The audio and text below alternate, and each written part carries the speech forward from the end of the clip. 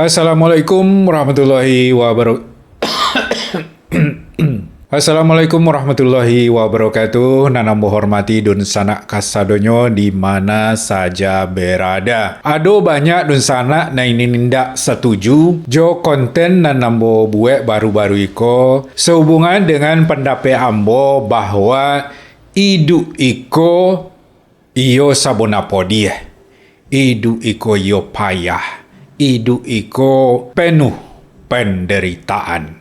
Banyak dun sana awak nindak setuju. Bahkan ada yang menyampaikan awak ko sebenarnya indak boleh mengeluh dah. Nah sebenarnya kan ia betul tu sana. Baju payah hidup, baju payah hidup, baju awak menderita.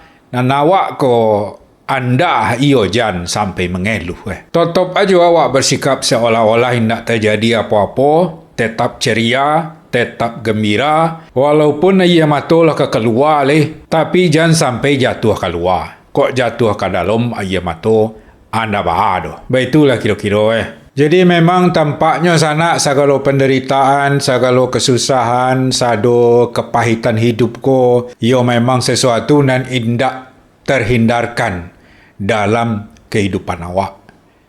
Tapi walaupun begitu sana kan kadang-kadang awak ko ia susah, ia payah, banyak masalah, banyak penderitaan. Tapi selaku manusia, awak selalu mencoba untuk mencari solusi dari setiap permasalahan yang ada.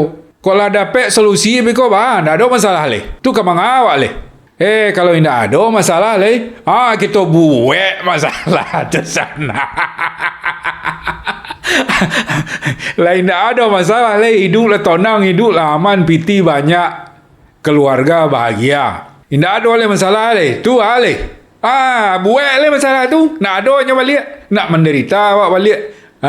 Nak ada pula nak kena selesai beko. Jadi begitulah manusia katakannya sana. Awak tagih jo penderitaan, tagih jo kesusahan, tagih jo masalah. Sehingga kalau tidak ada masalah, bacari babu wek ni indak-indak nak kali buat. Apa menurut sana tu?